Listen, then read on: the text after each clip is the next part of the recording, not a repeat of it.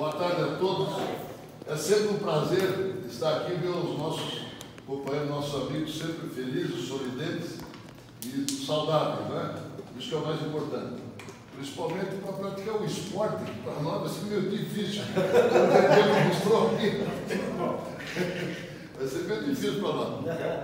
E que bom que o nosso está bem recuperado, né, Nelson? Eu joguei a bolinha para ver se ela quicava e não conseguia pegar. O Nelson não pode tossir porque dói, né? Tirou a vesícula faz 4 dias, tirou e já foi para casa no mesmo dia. Então, graças a Deus está tudo em ordem. O meu médico é o mesmo que o teu. O Nelson não vai apresentar ninguém, porque ele está sentado, e nem precisa nem apresentação, né, do nosso Marcos, nosso.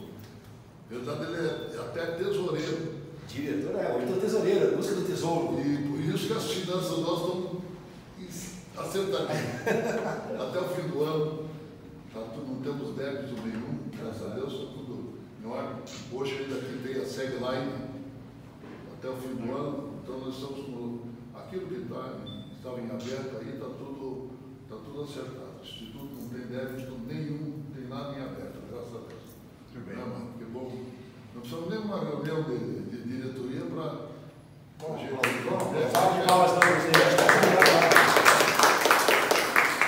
Eu tenho que agradecer a maneira como sempre o Araújo levou as nossas finanças dentro de um esquema maravilhoso. Perfeito. E agora o Marcos vai ter essa obrigação também e está levando. Tá, estamos não temos despesa. saudáveis. Só para dizer para o senhor, nós estamos saudáveis. Então vamos passar a palavra agora para o Marcos para ele Obrigado, desenvolver o esporte dele. Olha que legal. Esse é o Futsac, né? É o primeiro esporte criado na história do Paraná. O interessante, assim, até eu pego aqui uma frase do filósofo grego Nikos Kazantzakis,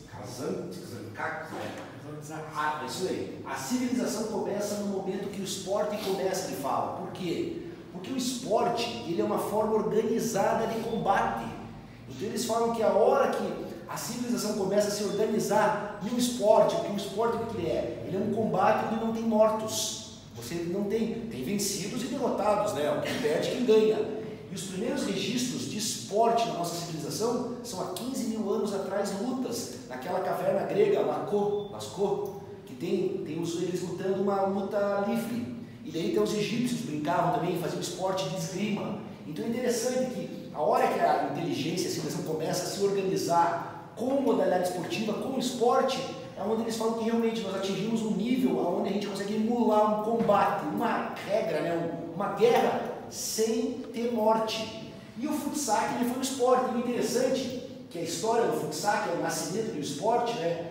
Como eu inventei um esporte no fundo de um quintal. Como é que começou essa história? A gente retroage agora em 98, eu tinha 20 anos de idade, eu cursava economia, eu tranquei a faculdade e fui para a Austrália fazer um intercâmbio na Austrália. E lá na Austrália eu fiquei morando por 8 meses lá, e eu morei por 8 meses num albergue da juventude. E o meu colega, acho que até apaga a luz aqui, né? Canguru lá direito. Aí, ó, eu ali, né, com o canguru ali, né? A Austrália é o país do canguru, né? E na Austrália eu morei, né, por 8 meses lá, e eu morei num albergue da juventude, até para aprender inglês, para dominar, e morei com várias pessoas do mundo inteiro. E meu primeiro colega de quarto era um neozelandês, e ele era fanático por futebol. E quando ele falou para mim, você é do Brasil? Ele, como sabia tudo de futebol, e ele falou, então vocês devem gostar muito do futebag. E ele tirou uma bolinha pequenininha do bolso e começou a chutar a bolinha.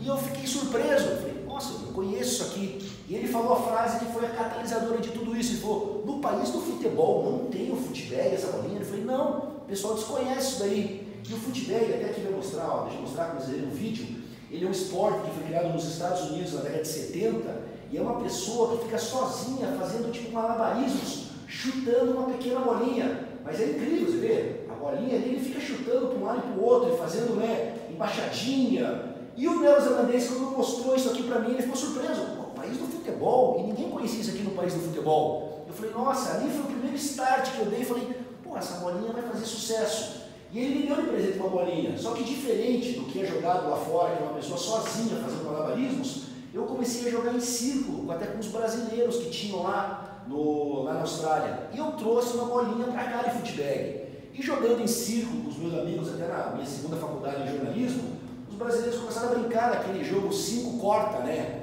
1, 2, 3 no quinto, dá um chute na bolinha. E um deles chutou a bolinha e isolou a bolinha e eu perdi. Isso foi nos anos 2000. E nos anos 2000 não existia um comércio na internet muito grande.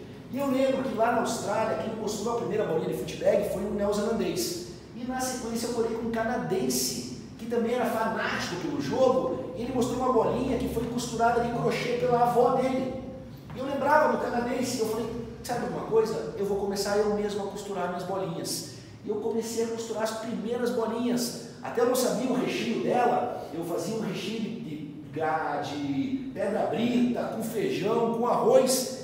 E eu comecei a visitar várias costureiras por Curitiba, que eu lembro que a bolinha do canadense e do neozelandês tinha uma camada de crochê. Eu comecei a aprender a fazer crochê, falando com as mulheres como é que era o ponto baixo enlaçada, e costurando as primeiras bolinhas, né, rudimentares. E daí eu me imaginei, pô, isso aqui também não veio comercial muito grande.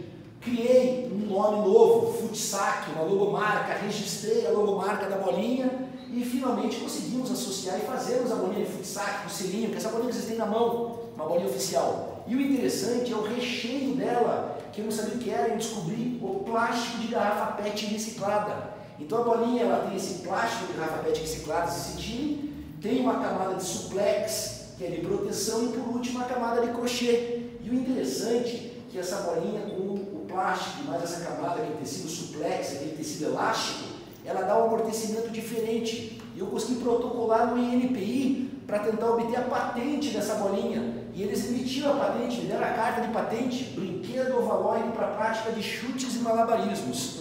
E daí eu montei uma associação de crocheteiras em Curitiba. No auge nós tínhamos 100 mulheres de baixa renda, levavam o material para casa, faziam as bolinhas em casa, traziam para a gente. Ora, eu queria produzir, no auge, mais de 80 mil bolinhas. E daí eu comecei a pensar em criar uma versão competitiva do jogo, porque até o momento nós jogávamos ele em círculo, aquela forma recreativa. E eu comecei a pesquisar todos os esportes do mundo que são jogados com uma rede divisória. A peteca, nossa clássica, foi criada em Minas Gerais na década de 60. A peteca, na verdade, ela vem de um esporte que é um jogo jogado pelos índios. Até peteca em tupi significa esbofetear, golpear com a mão espalmada. E os mineiros que colocaram uma quadra, fizeram todas as regras. Outro esporte clássico criado no Brasil com uma rede, foi na década de 70, o birigui, ou biribol, né, que até conversamos, né, presidente? Meus amigos de Birigui que criaram esse esporte. Ele foi criado em Birigui, o pessoal do vôlei botou numa piscina, uma rede, e realmente foi consolidado como um esporte brasileiro. Outro esporte também criado no Brasil, jogado com uma rede divisória, foi o futevôlei na década de 70 no Rio de Janeiro. O futevôlei tem uma história interessante. Ele foi criado durante a ditadura militar e os militares proibiram o jogo de futebol de areia, por causa das aglomerações que tinham. E daí o pessoal tinha as quadras de vôlei, eles começaram a pegar a bola e começaram a jogar com o futevôlei com o pé. E os militares não sabiam classificar o que era isso. O que é isso? Os caras estão jogando? Isso pode, não é futebol. E assim que surgiu o futevôlei na década de 70. E daí eu comecei também a pesquisar, né, outros esportes que foram criados, jogados em uma rede, mas que foram criados ao redor do mundo. O tênis foi criado no século XIX na Inglaterra. Outro esporte criado na Inglaterra, o badminton, é o conde lá, o Lord de badminton, jogando com uma pequena petequinha para uma raquete.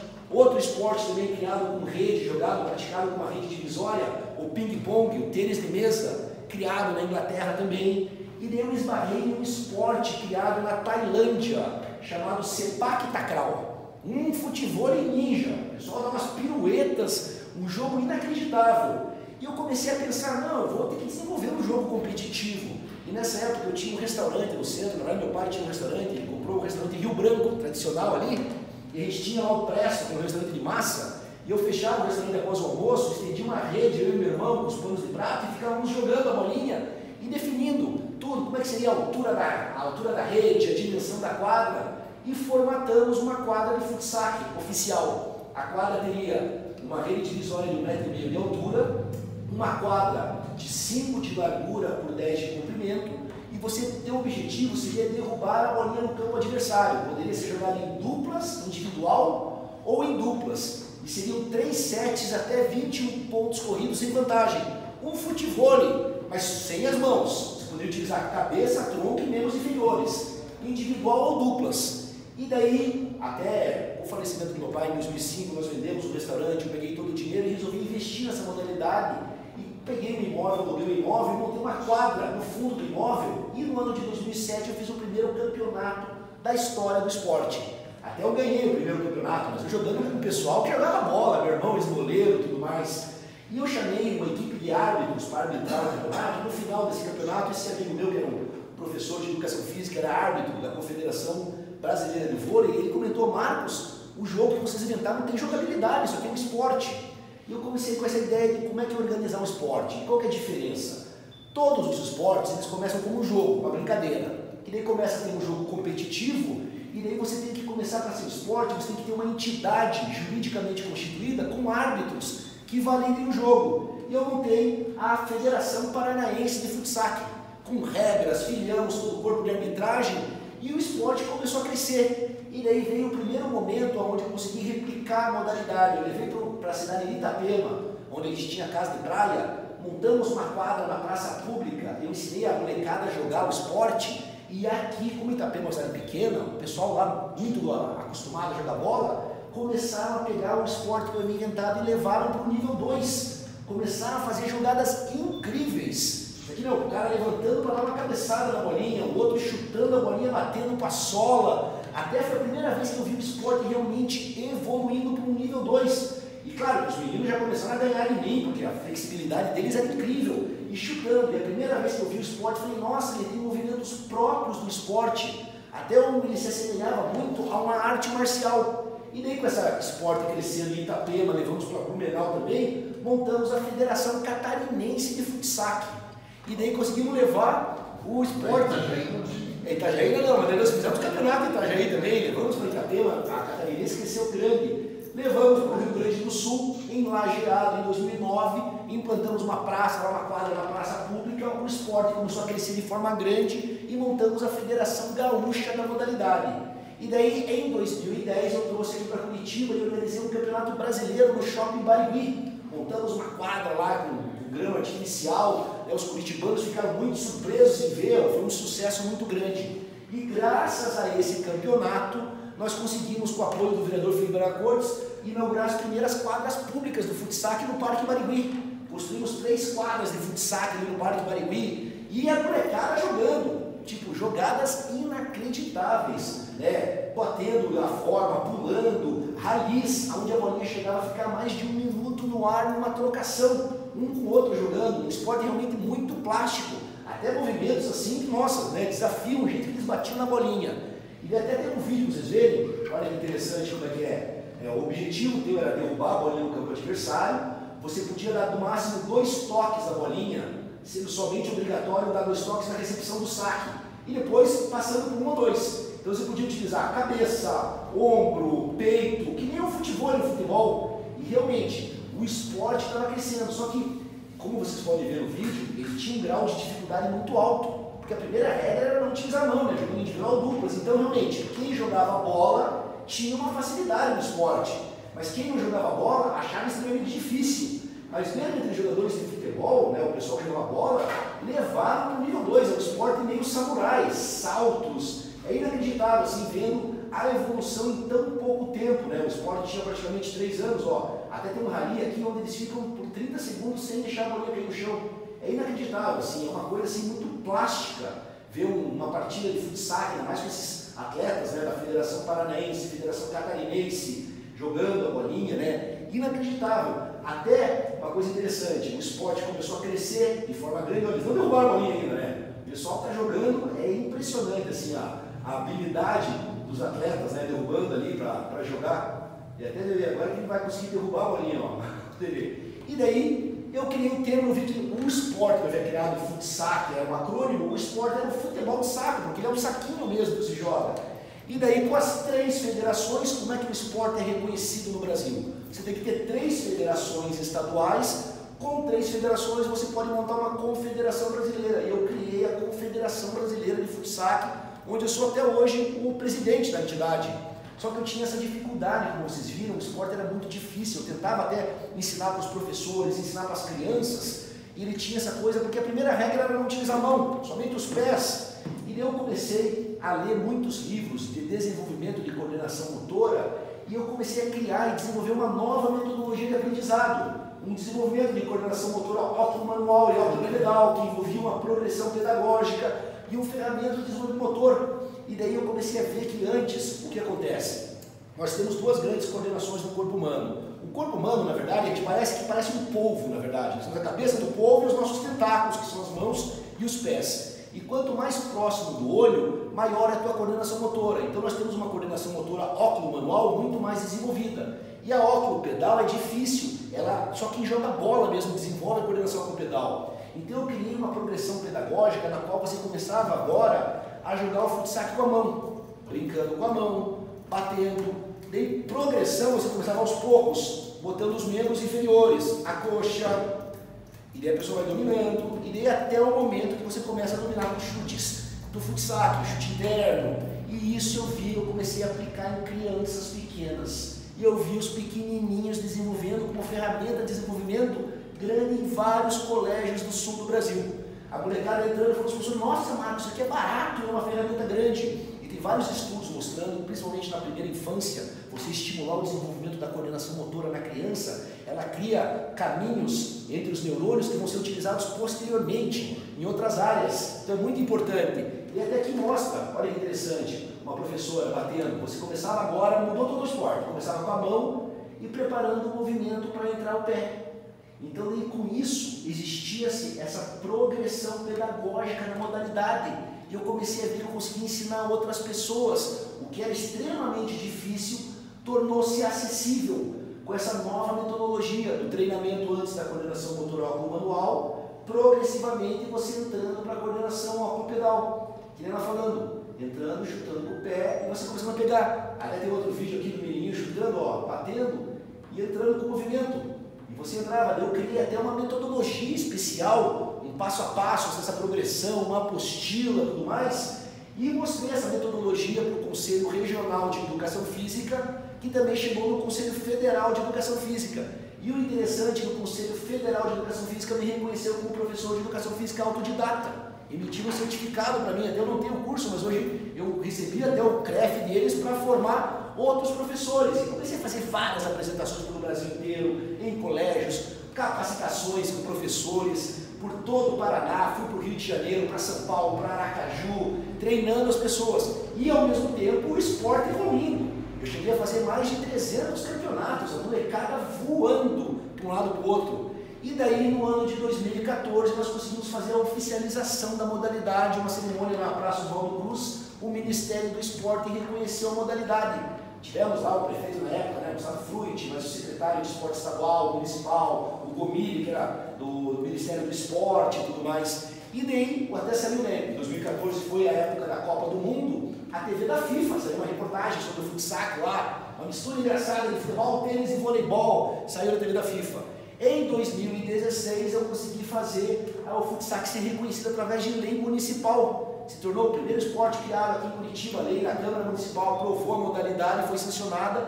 Também em 2016 conseguimos a lei estadual. Se tornou o primeiro esporte da história criado no estado do Paraná, né? O treinando lá, todo mundo, né? Até jogamos um pouco de futsal com os atletas ali. E com isso o futsal se tornou o primeiro esporte de quadra criado no mundo no século XXI. Ele entrou. E daí o interessante é que a modalidade, os atletas jogando, os movimentos, eu sempre gostei muito de artes marciais. Quando eu era pequeno, né, eu fiz Kung Fu, Judô, Jiu-Jitsu, capoeira, e os meninos chutando pareciam realmente uma arte marcial, os movimentos do esporte. E daí eu comecei a pensar em batizar o nome desses movimentos, inspirado no Kung Fu, porque o Kung Fu é uma arte chinesa que é inspirada no movimento dos animais.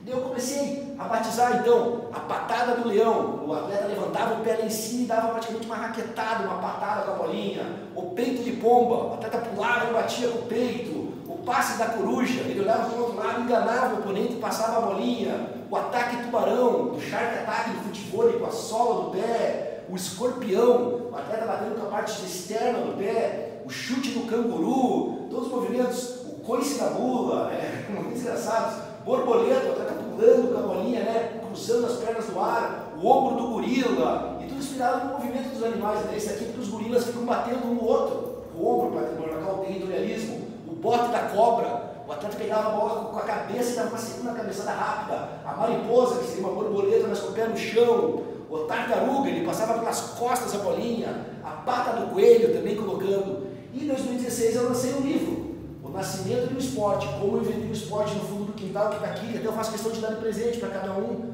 livro do esporte, prefaciado pelo nadador Fernando Scherer, o Xuxa. A gente conseguiu ele uma reportagem, gravamos em São Paulo, ele ficou tão encantado com o esporte. E o Xuxa, eu vou escrever um livro. Ele, Marcos, eu quero fazer o prefácio do teu livro. E fez o prefácio do livro. E daí no ano de 2017 o futsal entrou na matriz curricular das escolas estaduais do Paraná na educação física. E nós também começamos a treinar, porque o cara dominar essa bolinha, o nível de futebol dele aumenta. Começamos a treinar os clubes de futebol do Paraná, aqui na categoria de base do Paraná Clube. Fomos lá, fizemos um treinamento grande com o pessoal, porque ele dominando essa bola, dominando a bola dele fica muito mais fácil, né? Fizemos um treinamento também com o pessoal do Atlético, o pessoal do Curitiba. E daí foi uma coisa interessante. Eu tive a oportunidade de levar a modalidade para o norte do Paraná, para Japira e Baiti. E foram dois casos interessantes com essa nova metodologia da mão. Nós implantamos um centro de treinamento, primeiro em Baiti, Japira é uma cidade pequenininha lá no norte, deu 5 mil habitantes, né? Um município pequenininho, mas foi o maior sucesso as crianças jogando. E levamos para Ibaiti, que é uma cidade vizinha, implantamos um centro de treinamento com essa nova metodologia. As crianças jogando, os jovens, até tem aqui um vídeo eles mostrando, com essa técnica da mão. Então você usava a mão para receber, dar um toque na bolinha, passava-se com o pé. Isso é interessante. O que era extremamente difícil, só os boleiros jogavam, nós tornamos acessível para as crianças nessa progressão pedagógica. Ele recebia com a mão e podia passar com o pé. E isso daí foi uma revolução completa, que a gente começou a ver que ele se tornou um esporte acessível para um leque muito grande. Então a gente fez dezenas de campeonatos, todos nesses lugares, também levamos para outras cidades do Paraná, Palê, Presidente Prudente, Presidente Francisco Beltrão. O esporte começou a crescer de forma muito grande nessa técnica, nessa progressão pedagógica, né? De você receber com a mão, interessante, e passar com o pé. Isso aí. E o futsal é um esporte muito barato, muito simples. Até tem aqui a molecada jogando hoje, jogaram numa quadra, botaram as carteiras lá e se divertindo. E chutando, você essa técnica, ó, recebendo com a mão e passando com o pé, recebendo com a passa na mão. Então é muito interessante você jogando. E o futsal, por ser um esporte muito barato, isso é uma coisa interessante. Você entra, você vê, você quer um colégio municipal aqui em Curitiba, botou só 2 pesos, amarrou um fio e estava a criançada brincando, né, nas aulas de educação física, uma coisa barata. O outro lá montaram, né, na quadra caseira, com o fio, jogando também no interior. Esse outro também aqui no Paraná, você vê, molecada descalça no campo, jogando. E eu formei, no total, deu para formar mais de 500 professores em várias capacitações por todo o Paraná, pelo sul do Brasil, mais altos. Fomos para Aracaju, foi realmente uma senda muito grande. Criamos a Universidade do Futsal, um canal no YouTube com todos os ensinamentos. E uma coisa interessante, pessoal, o esporte na formação. Eu devo ter organizado mais de 300 campeonatos. E o interessante é como o esporte é importante na formação do indivíduo, por causa que o esporte, assim, até eu brinco, existe aquela situação que você fala, quer conhecer uma pessoa? Dê poder para ela. Quer conhecer uma pessoa também? Veja ela competir. A competição, ela mexe, a competição é uma coisa interessante, que você se conhece, uma ferramenta de autoconhecimento, de você saber ganhar, saber perder, você ganhar. E por isso que o esporte é tão importante. Os Estados Unidos consideram o esporte tão importante que você entra em faculdades norte-americanas com bolsa de estudos. Você pode não ser um as na inteligência, mas se você joga bem no esporte, Harvard chama, porque o esporte tem essa característica como formadora da personalidade da pessoa. E eu, por ter apitado centenas de campeonatos, visto muitas ações de pessoas se conhecendo, eu vi como o esporte é grande, né? É importante na formação do indivíduo, da pessoa. Só que os nossos governantes, digamos, não dão o apoio necessário, né? O esporte não tem essa visualização. Mas é interessante, claro, eu estou resumindo tudo isso aqui, são 20 anos de saga, mas vocês veem, começou comigo costurando a primeira bolinha há 20 anos atrás e virou toda essa epopeia do primeiro esporte da história criado aqui no Paraná. E claro que daí veio-se a pandemia, em 2020 foi complicado, tivemos que encerrar a operação Futsal e tudo mais. E paralelo a isso, como todos me conhecem, né, a história do Pirata começou a crescer de forma muito grande. Né? E hoje o Piratas Uniram, nós abrimos, né, eu tenho uma editora do Pirata, estamos organizando a expedição, tudo mais. Mas o futsal sempre ficou ali em aspas, porque ele está ali. Tanto que a confederação hoje existe, várias escolas particulares de Curitiba, interior do estado, em São Paulo, utilizam como ferramenta na educação física o futsal. Então é interessante você ver qual que é o processo do nascimento da primeira modalidade oficialmente criada no nosso estado, né? Hoje tem outros esportes que são criados, o handball no Pará, o taperball em Minas Gerais, mas o futsal tem essa facilidade muito grande de ser implantado, tem essa metodologia do desenvolvimento, principalmente com os pequenininhos, com os mais velhos, com os atletas. Então a gente imagina que o futsal, digamos, ele está agora ainda guardado dentro da gaveta.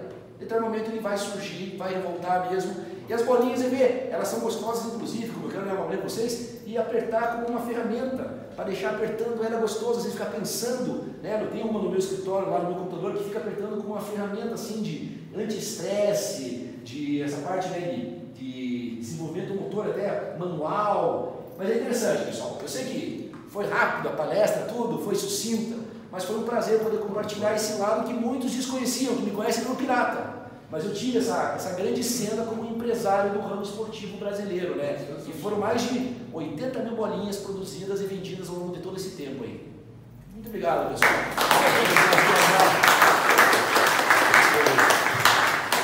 Se tiver alguma dúvida, alguma coisa, por favor. Olha, Marcos. Coisa fantástica. Legal, né, governador? Muito interessante, né? Sensacional isso aí. Viu, Marcos? Eu gostaria só de sim, a gente conversar, porque o esporte é fundamental mesmo na vida das pessoas e desde criança. Eu me lembro que quando eu estava no grupo escolar, a gente já começava com algum tipo de esporte, alguma brincadeira de bola, porque o desenvolvimento psicomotor ele começa realmente na infância. Mas um comentário agora, atual, de formação de jogadores nós vamos de futebol. Eu joguei basquete, me destaquei muito do esporte, joguei basquete desde os 12 anos, cheguei à seleção brasileira e fui até 5 anos atrás na seleção brasileira de massa. Eu joguei com um técnico chamado Almir Nelson de Almeida, ele tem o nome do Tarumã. Joguei na inauguração do Tarumã contra a seleção da União Soviética, Porto Rico e Iugoslávia, na inauguração do Tarumã. Mas o que o Almir de Almeida fazia? Terminava o treinamento nosso, segunda, quarta e sexta da noite, nós íamos lá no Curitibano, na casa do tênis, todo mundo sentava, e ele tinha vindo da Alemanha, os gordos, como eu, no caso, tinha facilidade para engordar, tomava só da limonada com cerveja. E os magros tomavam só da limonada com cerveja preta, Malzemir. Ele fazia, mas só, o importante não era o que ele tomava nem o que comia o sanduíche. Era o seu Eurídice Campos, era o nosso diretor de esporte. É que todo mundo, os jogadores, os atletas, se reuniam em torno de uma mesa, terminavam o treino e ficavam conversando. Aí nós vimos agora esses dias que o time do Atlético teve um pequeno problema interno, os jogadores são estrangeiros, né, com os jogadores brasileiros, que eles não estavam dialogando. E o técnico também é estrangeiro, né? Aí o Loyola, que é desembargador, ele foi preparador físico do Curitiba. E nós fizemos educação física junto. Eu fiz educação física também. Ele se tornou professor e era preparador físico e o Almir era psicólogo na época do Curitiba. O Elba de Pádua Lima, que era o Tim, que era o técnico. Então nós chegamos à conclusão seguinte: este ambiente que depois do treinamento você cria uma amizade entre os jogadores, o nosso time não era melhor, ele era até mais medíocre que os outros, mas nós tínhamos esse relacionamento muito bom. Sinergia, né? Hoje, o que nós notamos? Você vê qualquer ônibus de seleção chegando, está o cheiro descendo com fone de ouvido, individual, né? Não conversam mais entre si. Então, os jogadores eles se encontram no treinamento, dentro do campo de futebol, e esse relacionamento humano não tem, né? É uma coisa que é humano, né? É esse comentário, porque isso nós captamos esses dias e chegamos a essa conclusão. Fiquem pensando na hora que vocês vejam isso. Agora, comentando sobre você veja que coisa maravilhosa. O sujeito vai para a Austrália, vê uma bolinha, não sei. Por que essa bolinha não é uma bolinha de tênis, mas essa bolinha é mais fácil que ela mora, né? Que nem bola de futebol de salão, não é a bola de futebol bate no pé, só essa não, não mora no pé, né? Não quica. Não quica, ela não quica. Ela é muito mais fácil de você controlar e jogar. Agora, o interessante é que as crianças, né? Isso, a ferramenta, né? Que você usa com a mão. Não, o programa do controle manual, depois no joelho, depois no pé. Uma progressão pedagógica, professor. Isso aí que você está fazendo, a quadra tem as dimensões diminuídas de uma quadra de voleibol. É 5x10, é pequena? 5x5. Por 10. Eu achei extraordinário, porque eu tenho dois amigos que jogam basquete comigo, o Zinzinho e o Zinzão, que são de Birigui. E eles precisavam treinar lá em Birigui, e iam na piscina, aquelas piscinas pequenas, e daí eles criaram. A rede. Jogar voleibol dentro da piscina. A equipe criaram o biribol. Isso há 40, 50 anos atrás. E até hoje joga o biribol. A Confederação Brasileira de Biribol é um dos esportes oficialmente criados no Brasil, o biribol. Eu acho legal porque é uma coisa, viu, Sim. Marcos? Eles conheciam esse tipo de... Agora, a importância do esporte é que é mais a relevância do esporte. Amanhã nós teremos reunião da diretoria. Eu estou pensando depois em afastar aquelas mesas. Botar uma rede e fazer um jogo ali. Foi umas cadeiras. Pessoal, mas olha, deixa eu falar uma coisa. Em 1983, eu apresentei, tinha sido eleito deputado em 82, apresentei um programa chamado Pro Criança. Pro Criança. Que era o seguinte, era usar o contraturno para esporte e usar em escolas que não tinham espaço, a rua. Sim. Nas cidades do interior, que o povo passa o carro, fechava e tal. E aí eu justificava que o esporte é o formador de caráter. Sim. Quem ganha pensa que é melhor, mas daqui a pouco perde. Então passa a ter humildade, aprende que a vitória é eventual, pode perder também. E o que perde, daqui a pouco ganha e verifica que é possível. A derrota ele transforma na vitória. Reagir, quer dizer, forma o caráter. A pessoa ela aprende, né? Exatamente, a derrota e a vitória. Então, é muito interessante essa tua palestra, esse teu esporte. Muito legal. E isso é fundamental para a formação do caráter da pessoa. Do caráter da pessoa, né? Eu queria dar um outro depoimento para você. Não, é só para concluir. E foi adotado. Olha que legal. Mas aí depois eu fui para outras áreas. Sim. E aquela troca de vez em quando. Porque o trânsito vai aumentando, mas aí vieram as escolas integrais. Claro, que passaram a ter esporte dentro fazer escolas com quadras e tudo. A minha proposta era usar a rua. A rua, claro, a cidade do interior ainda, que você falou, governador. Eu queria dar mais dois depoimentos aqui. Acho que o Jorge Bernardi vai saber o que eu estou falando. Quando eu era criança, a gente jogava futebol na rua, com bola de meia, com bola de capotão, tudo. O João Saldanha, quando foi técnico da seleção brasileira, disse que o nível técnico dos nossos jogadores estava diminuindo porque acabaram os espaços onde se jogava futebol. Aí se começaram a criar, em ruas começaram a criar. Por isso que no Nordeste surgem mais jogadores de futebol do que no Sul. Hoje tem as escolinhas, porque lá jogavam nas praças, isso não tinha. Agora, de um outro aspecto, eu joguei basquete em Ponta Grossa, quando Ponta Grossa não tinha uma quadra coberta. Era um Regente Feijó, uma quadra de areia. Quando a gente ia jogar de manhã cedo, tinha que levar querosene, porque chovia, ficavam aquelas poças no meio da areia. A gente jogava querosene e acendia um fósforo para acabar com a água e os querosene, para poder secar a quadra. Aí um determinado cidadão lá de Ponta Grossa, um major sábio, major do exército, que cada quadra uma bola. Ele comprou bolas e entregou em cada quadra. Basquete de Ponta Grossa se desenvolveu, foi o maior basquete do Brasil. Sim, em cada quadra levava uma bola e a criançada ficava jogando. Mas daí surgiu um cidadão, um grande prefeito lá de Ponta Grossa. Se nós tivermos uma quadra coberta, vale quatro quadras abertas. Ponta Grossa tem 20 ginásios e não tem um time de basquete hoje. Então, veja isso que é só para ver confrontar. Curitiba não tem um basquete. Pato Branco tem agora, um basquete competitivo. Cascavel não tem, né? Não tem. Maringá tinha, não tem mais. Em São Paulo, em qualquer cidade do interior, tem uma equipe de basquete competitiva, com intercâmbio, com tudo. O Paraná não tem, Santa Catarina. É que desenvolveu muito o vôlei, né? Mas mesmo o vôlei do Paraná não é competitivo. Problema de patrocínios também. É recurso financeiro, esparre recurso financeiro que precisa. Nós temos um material humano extraordinário. É recurso humano. Eles têm professores, o Talheiro recebe 1 milhão e não sei quanto por ano da Confederação de Basquete e está formando jogadores. O guri começa a jogar, já vai embora para o Corinthians, já vai embora para outro time e sai daqui. Então, o Paraná tem esse celeiro, né? É o celeiro de jogadores, o Santa Catarina também, o Rio Grande do Sul também, mas todo mundo vai embora para São Paulo, para o Rio de Janeiro, que é onde eles vão. Aqui eles ganham R$1.000 por mês, vai para o Corinthians.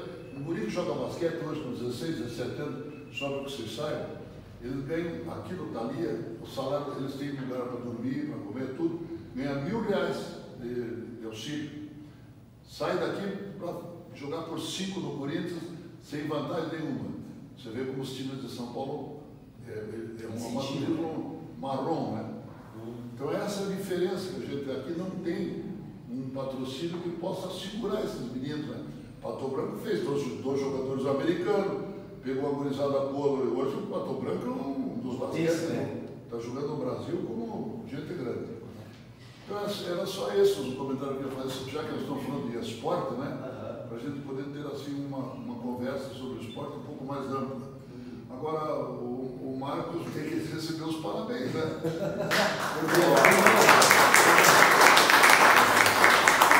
cara trouxe a ideia da Austrália e desenvolveu. Então agora desenvolver a presença. O Manuel queria falar, né? O Manuel queria dar uma. Eu só queria complementar o Marcos, porque ele não ficou só no aspecto lúdico do jogo. Ele passou para o aspecto didático, incentivando as crianças, incentivando o desenvolvimento motor das crianças. E essa combinação é formidável. Olha que legal. Porque é um jogo difícil. Sim, Sim, é um dominar. Quase por a mão? Se ficasse só no aspecto lúdico, já tem um ganho grande. Já teria um ganho grande. Mas o aspecto de desenvolvimento motor didático do jogo é excepcional. Não, é sensacional.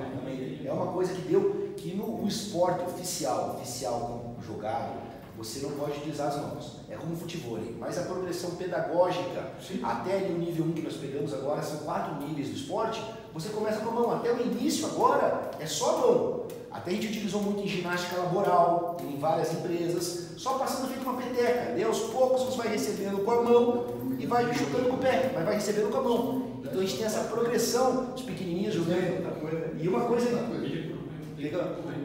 Pega pro Renan pegar a informação, vídeo do presidente também. E uma coisa interessante, só falando vocês agora, como são aquelas coincidências, né? Eu estudei esses esportes no mundo inteiro. E tem um esporte jogado na China, que é o embrião do futebol, que é o cujo, que é uma bola onde eles ficam chutando esse cujo. E esse cujo é uma bolinha também que eles fazem um círculo e ficam chutando ela, é uma bola de couro pequena. E esse é um exercício que foi muito usado nas campanhas militares chinesas, que precisavam manter os soldados aquecidos. Você colocar uma campanha militar com 10 mil soldados, tem que ter um contingente aquecido para não sofrer um ataque surpresa. E eles ficavam jogando essa bola em círculo e chutando. E a maior pirata da história, na verdade, foi uma chinesa, a Zheng Ti. Ela comandou uma frota de 400 navios e 80 mil homens, e dentro dos navios o pessoal jogava na frota esse esporte chutando a bolinha. Então, não deixa de ser um esporte pirata, de certa forma. O saque. Por favor, professor. Coloca o Pirata Zumbi jogando futsal. Futsac, né? Com certeza, brincando. Em vez de Almília para fazer o desenho do Zequinha também. Sim, aliás, não tem uma quadra dessa lá na Praça do Pirata? Então, na verdade, ainda não tem assim. É que como são coisas distintas, esse lado do pirata, do futsac, do pirata, uma coisa lúdica, mas uma coisa interessante para vocês agora falando, assim, uma coisa que é uma curiosidade. Né? O futebol, como a gente conhece hoje, ele nasceu na escola de Eton College, que é aquela escola super chique na Inglaterra, onde o príncipe William estudou e onde o pirata Zumbi estudou. E uma coisa interessante que eu descobri, que a primeira partida de futebol, o futebol foi trazido pelo Brasil, até eles consideram o Charles Miller, que trouxe em 1894 uma bola de futebol. Só que a primeira partida de futebol da história do Brasil foi praticada em Curitiba em 1875, na colônia argelina. Mas não tinha que jogava bola, mas nós tínhamos uma pessoa que praticou futebol na escola de Eton College em 1811, 12, 13 e 14. Hoje o Francisco Inglês, o Pirata Zumiro. É possível que ele tenha jogado na primeira pelada de futebol da história. E agora o que nós vamos fazer? Quando nós formos agora, ano que vem, lançarmos o livro em Londres, nós estamos articulando uma palestra em Eton College. Nós vamos levar umas bolinhas de futsal para eles, e o pessoal pega lá as redes de badminton e vão brincar, quem sabe, falar, ó, da mesma forma que o futebol nasceu na escola de Eton College, nós vamos trazer um regalo, né, uma bolinha lá pro pessoal lá. Mas eu fico agradecido, por exemplo, de poder compartilhar com vocês esse lado do Pirata Zumiro, parabéns, cara, parabéns. Do futsal. Pessoal, eu vou pedir agora, são 5 para as 4. Como nós ainda temos um pouco de tempo, eu vou pedir um pouco de paciência para vocês, para a gente aproveitar o tempo, que tem 16 minutos de um trabalho que nós fizemos agora não faz um mês ainda. Faz uma semana. Uma semana que ficou pronto. Nós fomos ao Irani para ver como é que foi o roteiro do Regimento de Segurança, como é que saiu de Curitiba, e a morte do João Roberto com o monge José Maria. É um resumo, mais ou menos, dessa história. Fomos em todos os lugares. O presidente do tribunal quer colocar uma placa em cada lugar, com QR Code, para que a pessoa possa passar e ter a história contada ali. Então, se nós tivéssemos Você vai ver se o som, como é que tá o som. Vamos ver se a gente consegue assistir. Nossa, assistir vai estar, mas não. Volta para o início disso. Ele está sabendo se o áudio vai passar de ver. Será que tem alguma coisa aí?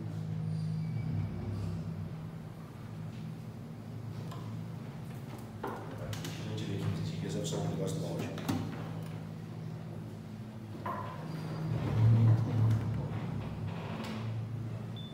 Aí não tem áudio mesmo. Aí é silencioso.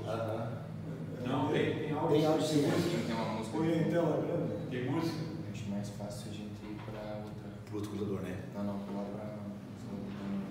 Eu acho que se for um negócio, a gente pode ir para a sala de reuniões, porque o áudio está pegando. A gente pode ali na tela ali. Porque nós estamos com um notebook diferente hoje, que é o do Marcos, esse aqui. Então vamos. Vamos para outra. Não, vamos para outra ali, na sala.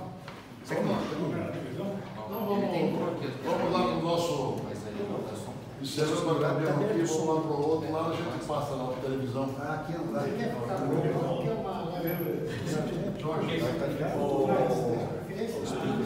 Aqui vai ser no. Isso aqui é bom para idoso também. Sim, a gente botou sim, de novo. Olha só, o specs aí. É que o idoso é mais legal. Ó, notícia boa aqui, ó. Marcos, deu certo. Deu certo. Agora.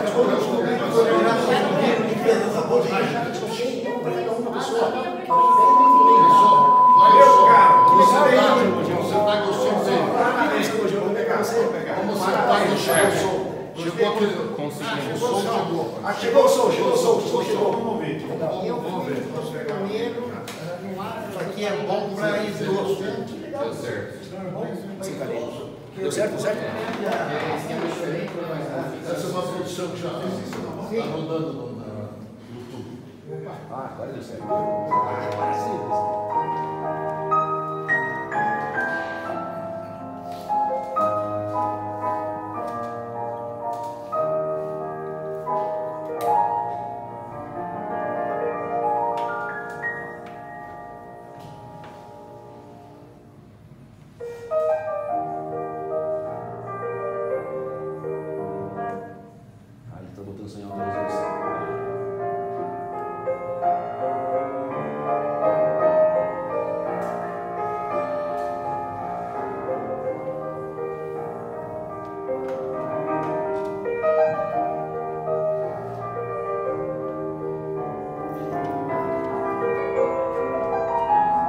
Dia 12 de outubro de 1912, o chefe de polícia do Paraná recebeu um comunicado do chefe de polícia de Santa Catarina que um bando de fanáticos havia saído de Campos Novos e haviam transposto o Rio do Peixe. O governador determinou ao chefe de polícia que as tropas do Paraná, do nosso regimento de segurança, fossem aprontadas para no dia seguinte embarcar. Domingo, dia 13, o regimento de segurança, sob o comando de João Alberto, apresentou-se onde era o Palácio do Governo. Rumaram à estação de Estrada de Ferro e 18 horas o comboio partiu.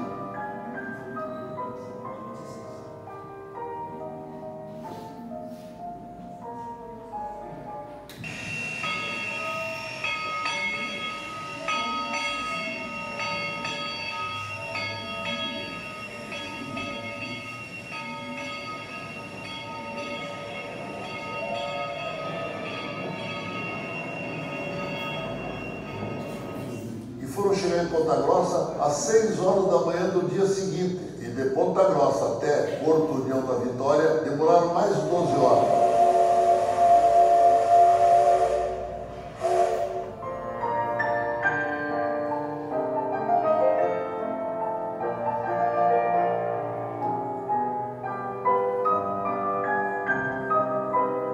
Permaneceram em Porto União da Vitória todo o dia 15. Porque João Alberto precisava de carroças para conduzir os armamentos, as munições e os víveres da tropa. Dia 16 pela manhã partiram João Alberto a cavalo e a metralhadora no cavalo Pampa foram até o rio Espingarda, cerca de 4 léguas, onde dormiram nas margens do rio Espingarda.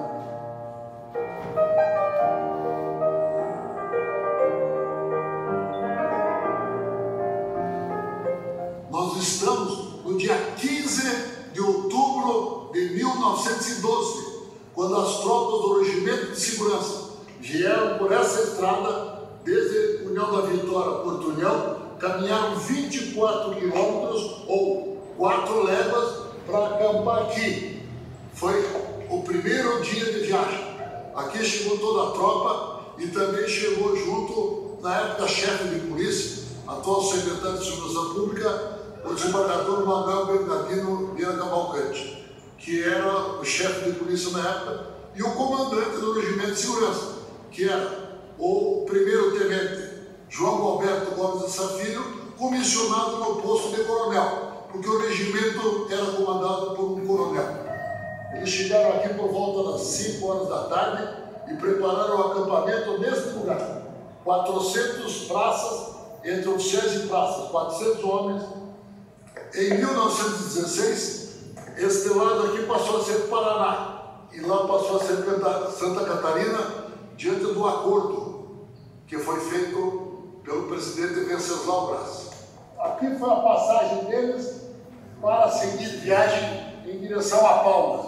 Aqui é o passo, ali é o rio Espingarda e por lá eles subiram com carroças, carroções, cavalos, mantimentos. No dia 17 pela manhã, saíram com destino ao Passo da Galinha, mais ou menos 5 léguas distante do rio Espingarda, aonde eles iriam pernoitar. No Passo da Galinha pernoitam no dia 17. Dia 18 partiram no Passo da Galinha com destino a Palmas. Quando chegaram num lugar determinado, Boca da Mata, Coronel Domingos Soares vinha de Palmas. Nesse encontro na Boca da Mata, também se encontraram 2 mensageiros mandados pelo monge José Maria, Júlio Farrapo e Varela.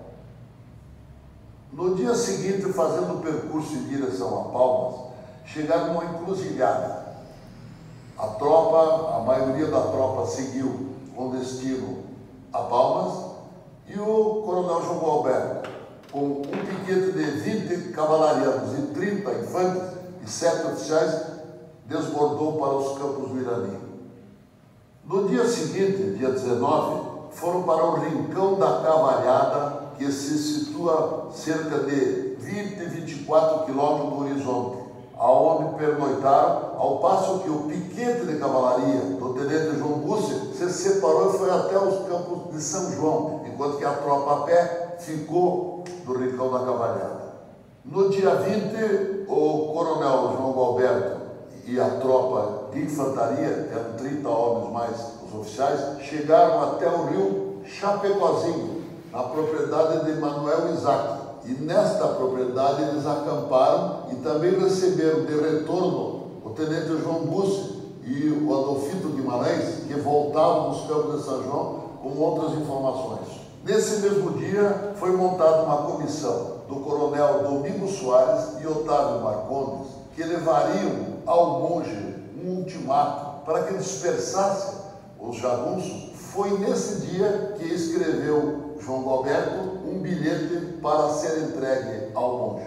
No dia 21 houve um encontro no Faxinal dos Fabrícios, que é o banhado Grande Irani, onde moravam os Fabrícios. Houve um encontro entre o coronel Domingos Soares e ele reconheceu no monge, na verdade, era o Boaventura, que teria sido soldado do exército e soldado da polícia, que se passava por irmão do monge João Maria, o célebre João Maria.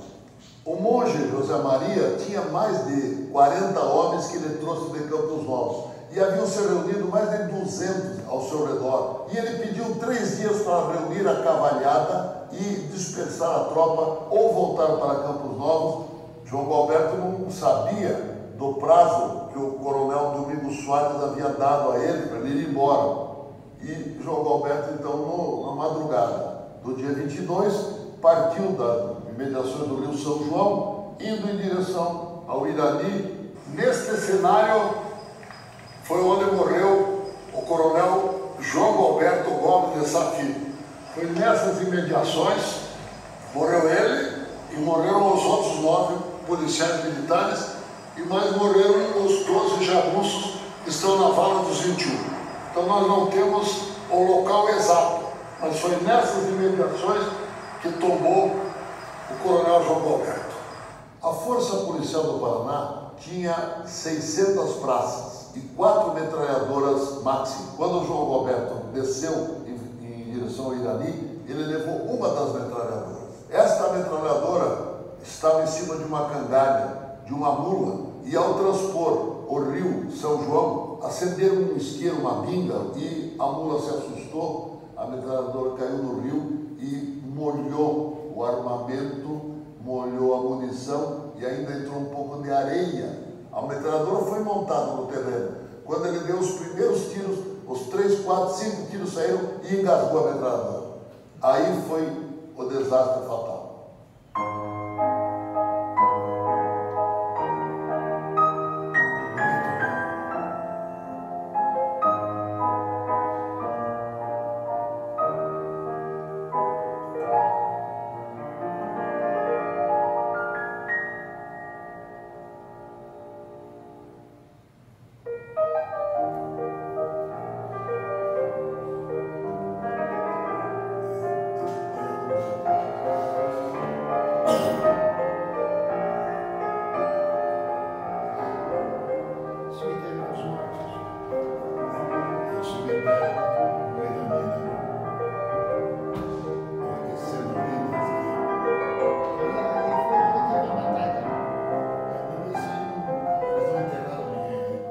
Este é o local conhecido como a Vala dos 21.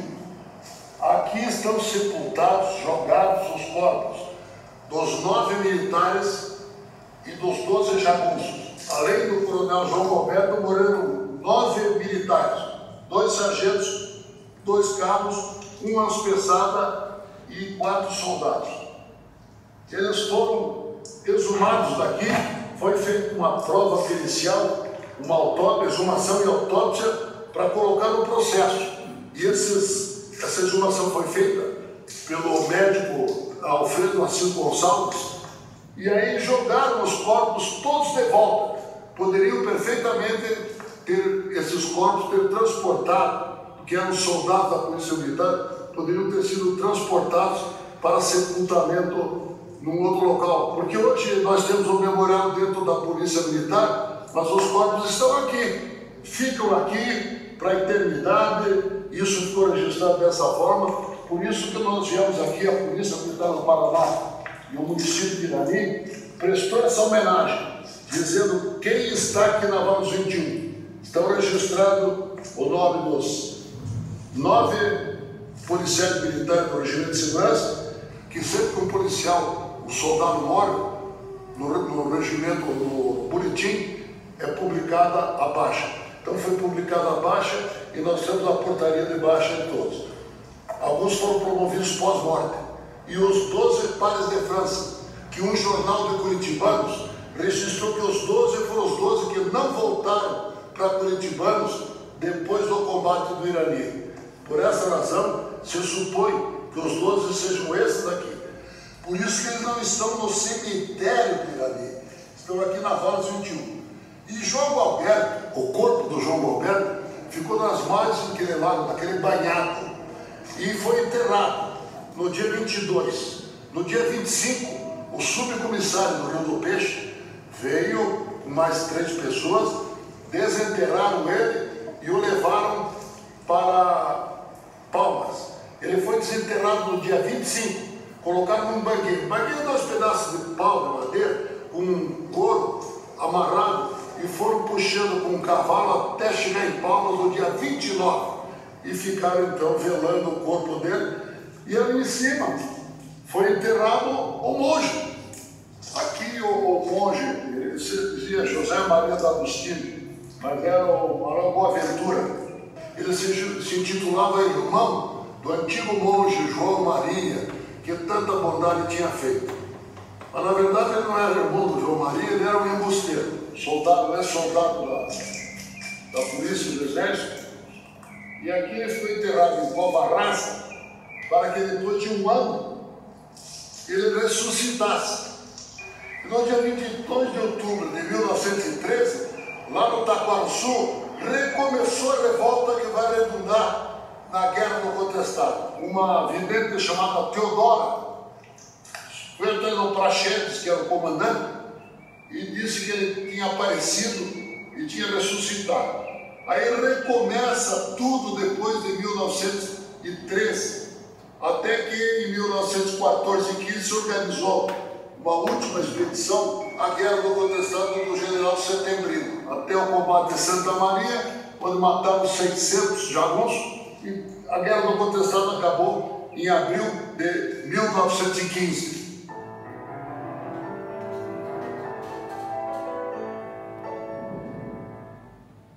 Dia 29 à noite, quando chegou o corpo de João Gualberto, foi velado na Câmara Municipal, em Câmara Ardente, até o dia 1º de novembro. Foi colocado numa carreta que devia conduzi-lo até a União da Vitória. Foi velado na loja maçônica em União da Vitória. Um trem especial havia partido de Curitiba em direção à União da Vitória, totalmente preparado com carro fúnebre. Foi colocado no trem no dia 5 e o trem veio para Curitiba. Em Curitiba, esse trem chegou na quarta-feira, dia 6, foi um prédio da estação ferroviária até o local onde ele seria velado, que foi o Tiro Rio Branco. No dia 7 de novembro, às 10 horas da manhã, seguiram os restos mortais em direção primeiro à catedral, onde seria rezada uma missa, e depois em direção ao cemitério municipal.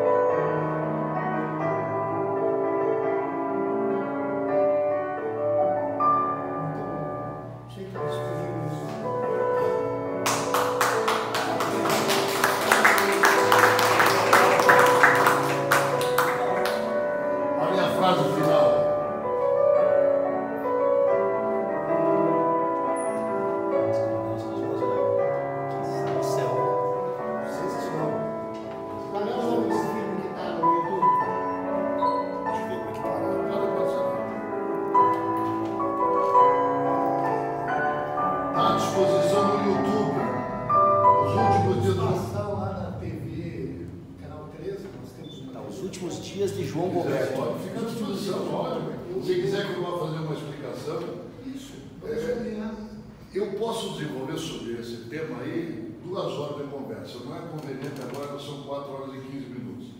Mas apenas para contar o seguinte: em 2012, fomos, o Instituto Histórico foi lá, E por isso que tem aquele monumento em nome dos 9 policiais, do sargento, o cabo.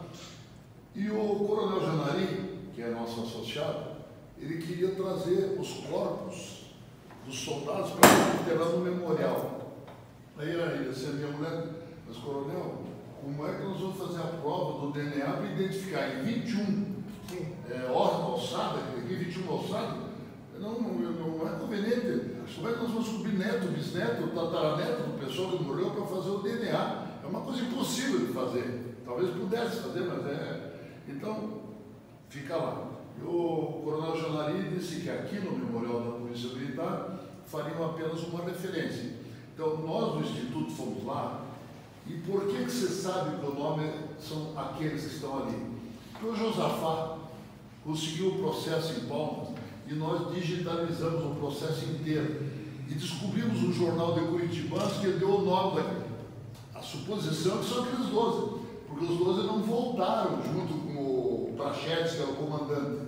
Então, os 12 que estão ali, por suposição, são os que morreram e que devem estar ali na bala, mas não tem prova disso. É a suposição. Agora, os soldados que estão lá, o que aconteceu?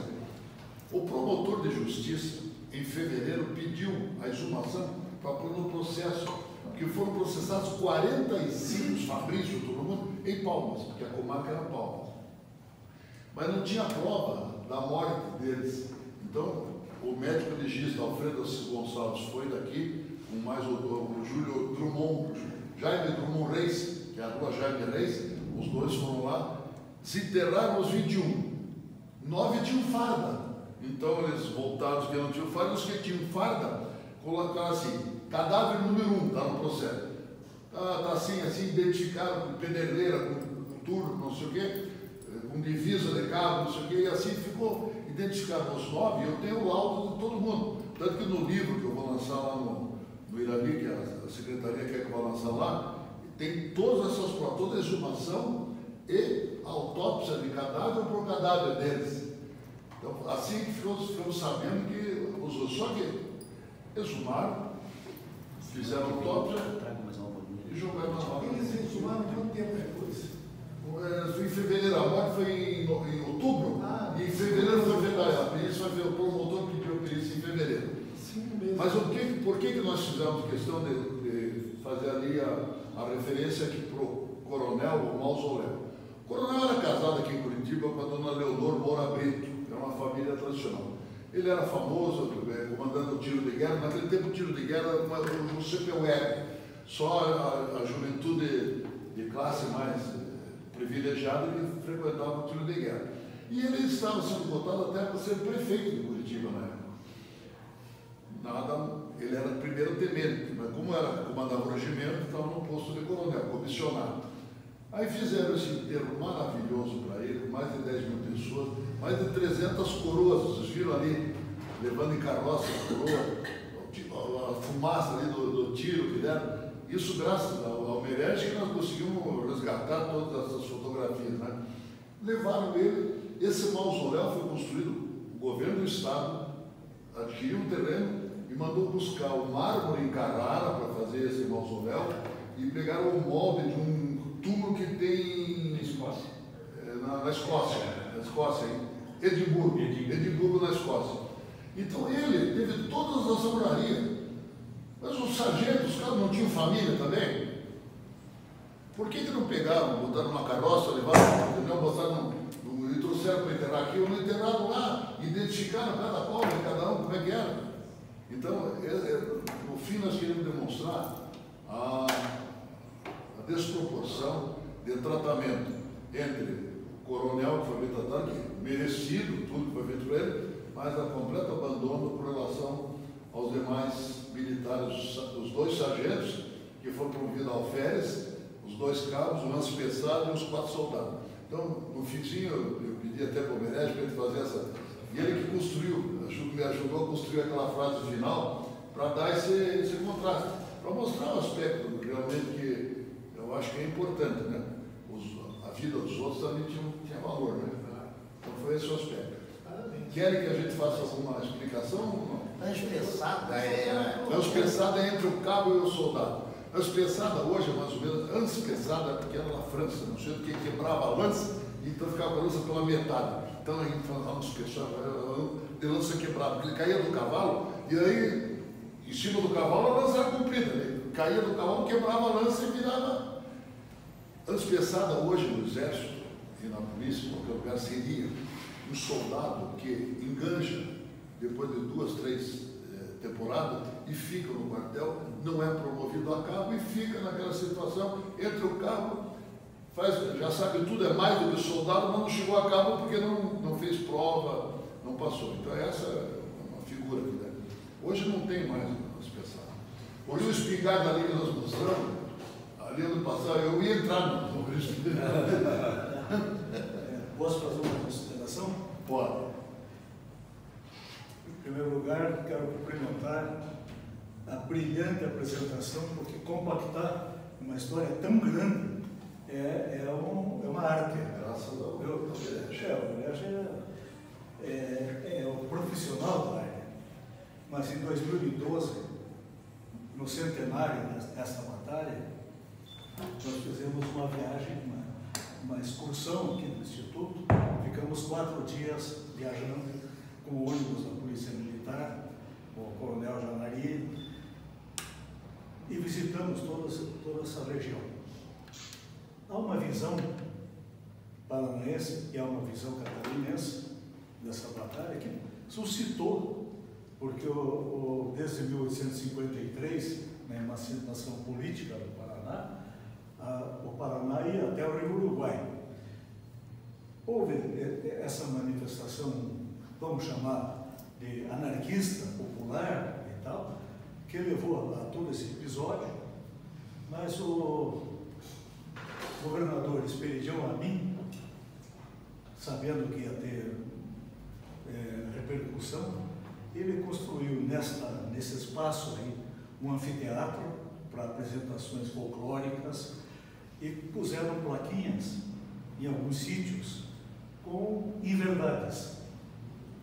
E aí estava efervescendo as comemorações do centenário do Irani, do contestado, e o professor Hernani Straub foi convidado para assumir no Instituto Histórico e Geográfico do Rio de Janeiro, brasileiro.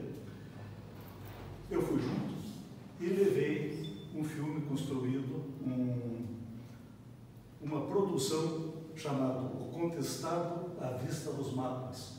Então nós pegamos todos os mapas sobre o contestado para apresentar e justificar as batalhas, os episódios que ocorreram.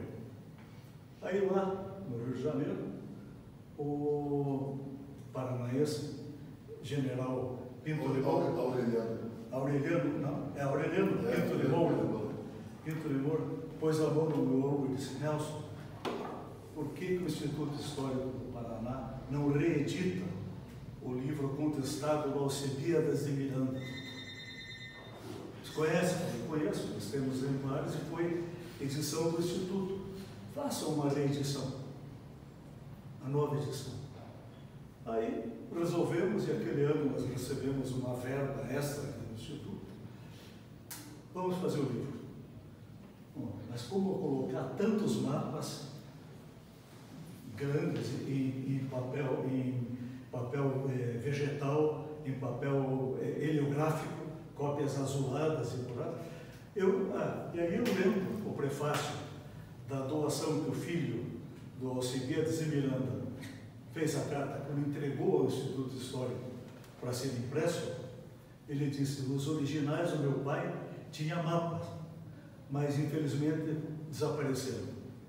Então o nosso livro primeiro foi editado sem mapa. Aí eu resolvi, eu peguei todos aqueles mapas, todos, e fui estudando a trajetória, os locais de batalha, os lugares. Chamavam redutos. Os redutos. E aí fizemos, e está aí o livro O Contestado, que é o melhor livro, porque o Alcibiades de Miranda participou da questão. Não é um escritor, historiador de fora, viveu aquilo. Ele participou da E guerra qual foi na época como setembrino, que já é de setembro de 1914 a abril de 1915. Então ele participou de todos os episódios da guerra, que o Nelson retratou, que é uma maravilha que nós temos ali, aquele quadro ali, que é uma relíquia. Eu mandei até reproduzir, colocamos ali, porque mais lindo do Qual mundo. Esqueci o que é perguntar. Eu estou. Não. Então, só para completar, Não, eu queria perguntar o seguinte, foram As enxergadas. não, o que o Amin botou lá que Isso. verídico. Para mim, perante o povo, né, o Nelson sabe isso, eles têm lá o espelhão, quis endeusar o monge. O monge era um bandido, um salafrário.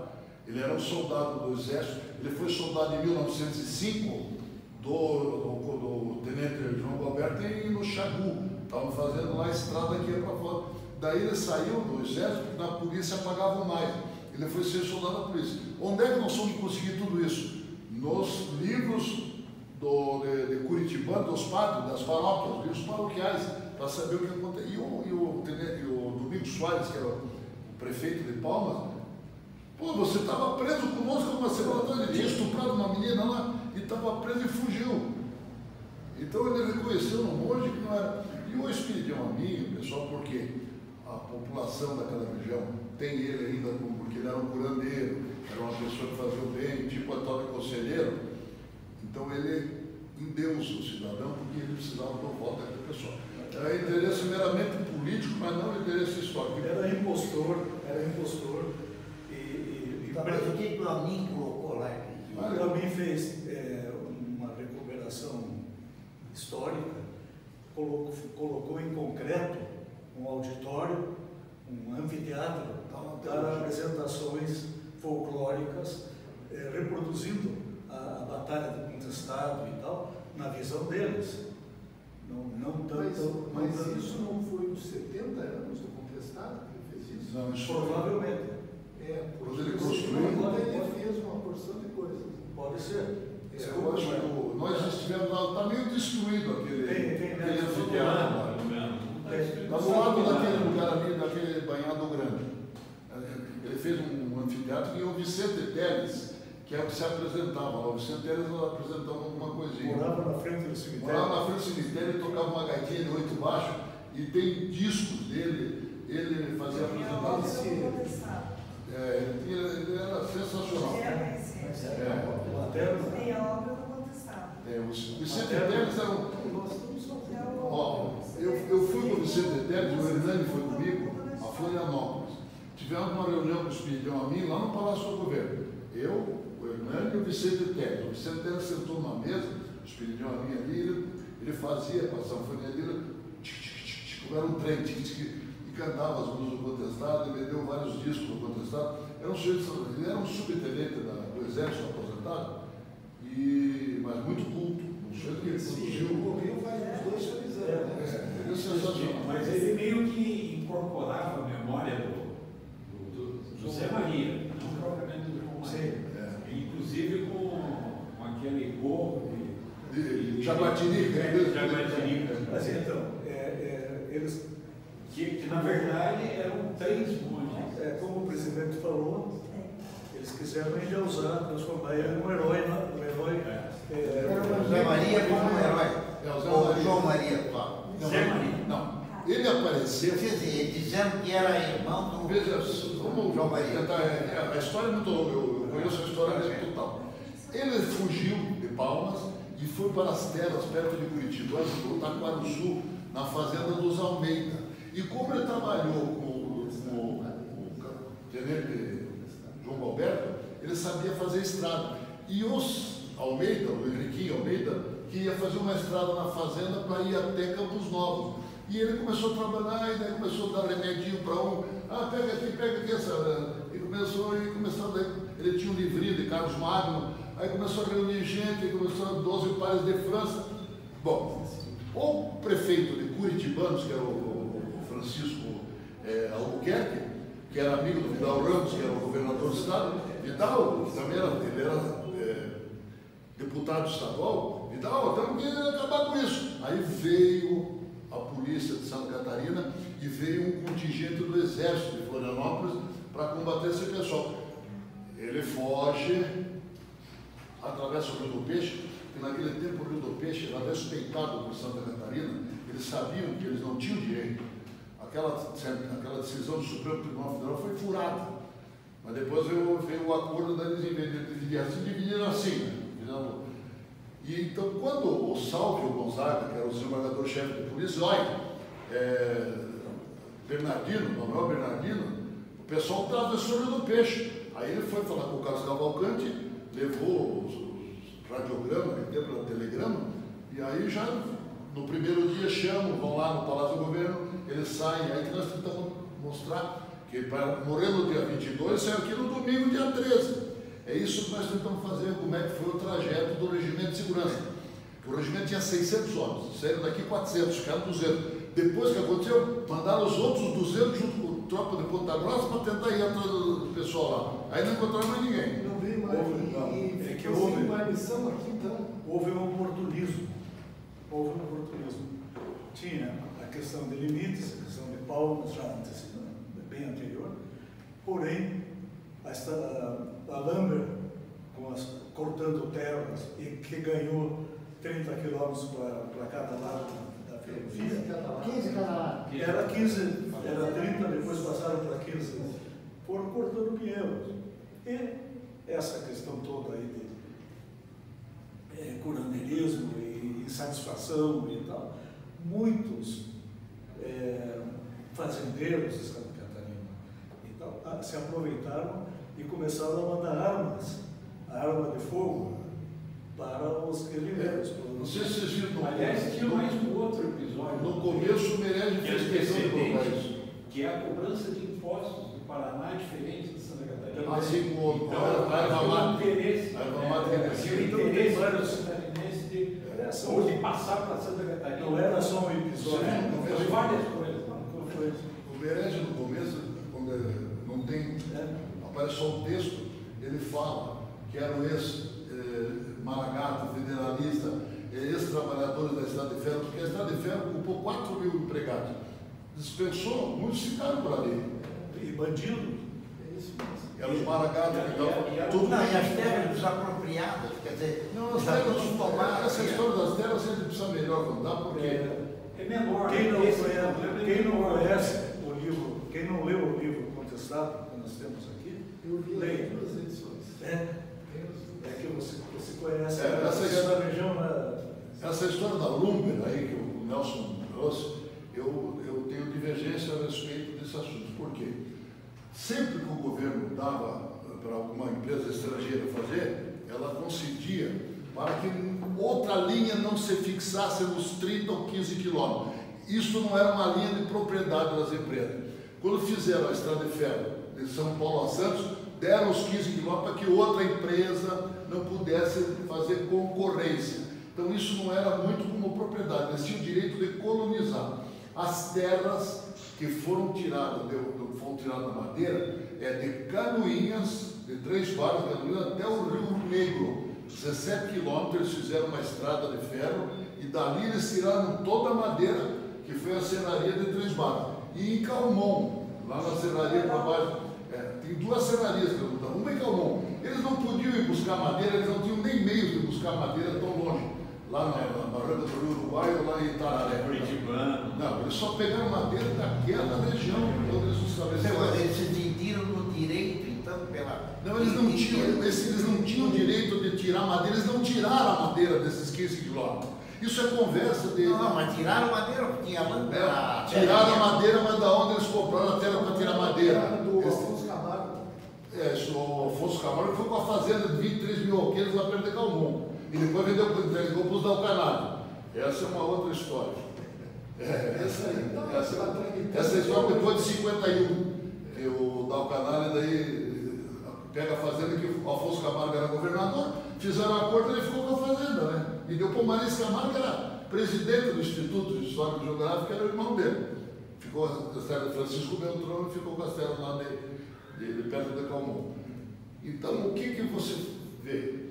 de 3 bairros, onde tinha serraria, hoje é do Exército, 4.500 alqueires que o Exército tem lá, uma colônia militar lá, Marechal Hermes, colônia Marechal Hermes, até o Rio Negro são 17 quilômetros. Eles tinham uma estrada de ferro, então eles punham os trilhos e a 300 metros para cada lado, o cabo de aço ia e puxava a madeira, não podia ir mais longe que isso.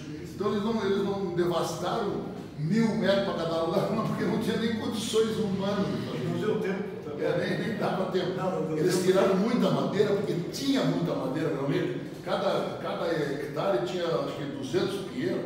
Então, eles tiraram muita madeira. Imagina 17 quilômetros de distância, 300 metros para cada lado, eles tiraram isso lá em 3 barras. Que o Claro Janso tem as fotografias disso aí. A outra em Calmon que tocaram fogo. Aí é que começa a guerra do contestado. Eles matam os postos. Tem uma outra coisa que não é nem questão de história, é de lógica. Não havia tanto poceiro assim.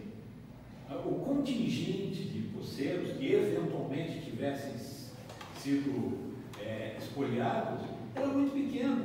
A região não era tão habitada. Mas é que isso também... E o que tinha mais, sim, eram os trabalhadores das empreiteiras da construção que foram dispensados e aí não receberam, ou ficaram até devendo das empreiteiras. Aí é que tá. Isso é uma confluência de...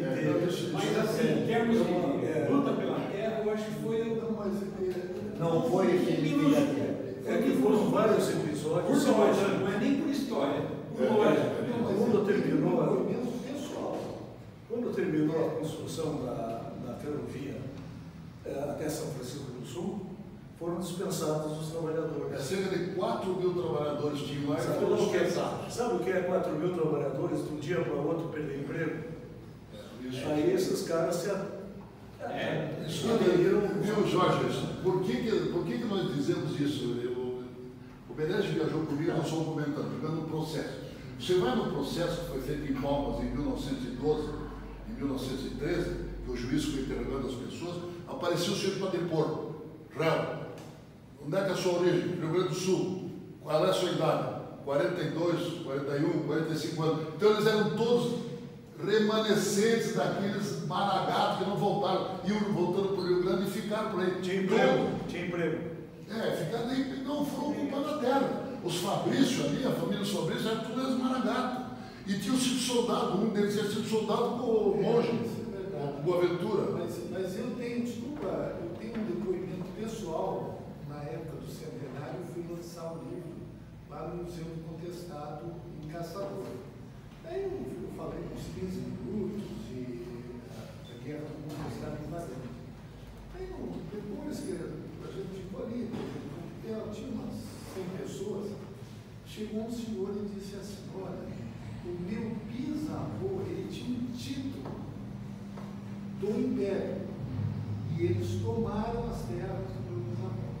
Ele me parecia uma pessoa, eu não lembro o nome, já faz uns 15 anos, uns 10 anos, Esse tomar, quem tomou? Não, a companhia, porque a palavra Lumber é madeireira, né? Madeireira sul do Brasil. A que fez a estrada é Brasil Railway. Eles chegaram e tiraram. Eles disseram, olha, ele perdeu as terras. Aí ele foi morar mais lá para o outro lado onde hoje ele Essa história que o Jorge está falando aí tem o seguinte, vamos colocar. Em 1917, a Brasil Railway e a Lumber faliram. Sim. Aí a União Federal do governo lá de Arthur Bernardes e tal, tomou essas terras e encampou a estrada de ferro. Aí que foi criada a estrada de ferro, essa aviação para Santa Catarina. E as terras que eram deles passaram por uma chamada Sociedade Incorporada ao Patrimônio da União. E essas terras, depois de algum tempo, quando o Getúlio Vargas viu que aquilo colocou à venda, então fizeram uma licitação. Nesta licitação, essas terras foram vendidas e nessa licitação que apareceram Lupion comprando a Morungaba, comprando a Araputi, comprando tudo, e Dalcanale comprando não sei o que, e o Afonso Camargo, porque eles foram perante o governo, que as terras que eram da Estrada de Ferro foram todas incorporadas ao patrimônio da União e foram daí vendidas para a União se livrar disso. Isso foi em 1950. Eles venderam para várias colonizadoras. Isso. Inclusive, os nossos ancestrais lá vieram numa dessas, na década de 30. Daí tem a Cítula lá em Cleveland e tal. Aí já são as questões da gleba, que eu sempre falo, da gleba Chopin, gleba Missões, gleba Piquiri e a gleba Ocoí. São as 4 glebas que a União entregou para os credores, porque a Estrada de Ferro foi construída e eles não receberam. Eles tinham indenização para receber do governo. Não receberam, mas transferiram esse crédito para terceiro. Aí veio uma tal de Braviaco, uma empresa que era credora, foi comprando através de Rui de Castro, e comprou esses títulos e tinha que executar. O que faz o governo? Entrega dentro do estado do Paraná, e não de Santa Catarina, 4 glebas, quase 200 mil. Para Braviaco. A Braviaco não. Teria para Braviaco, e a Braviaco dispensou. É a gleba Missões, a gleba Chupim, a gleba Ocuí e a gleba Piquiri. A gleba Missões é essa onde está Francisco Beltrão e 16 municípios, até a fronteira com a Argentina. São 16 municípios. Essa aqui o GEDSOP tomou conta. E por que não era da União? Porque a União e o governo estadual fizeram um acordo. João Goulart, Jânio Quadros desapropriou a área e o João Goulart mandou fazer a reforma agrária com o GEDSOP, terras de 16 e 25 hectares. Por isso que aquela região é assim, mano. Região de Francisco Beltrão. Veio aqui o Denis Schwartz aqui, fez uma palestra conosco e explicou. Olha, quem conhece a fundo essa história, porque ele foi o mediador, né, o Denis Schwartz, eu estava jantando na casa dele, com amigos, e entrou esse assunto, já veio a descrição que ele faz de todo esse processo. Aí eu convidei para ele dar palestra aqui. Não sei se alguém... Só que, infelizmente, eu falei para ele, convide quem você quiser, convide teus amigos. E ele chegou aqui, encontrou tantos ex-companheiros, ex-funcionários e tal, e ele ficou falando sobre ele, sobre as ações políticas dele, e a questão do GEDSOP lá. Então, mas é essa a questão. Vamos, pessoal, para o nosso lanche. Ele foi o que gerenciou.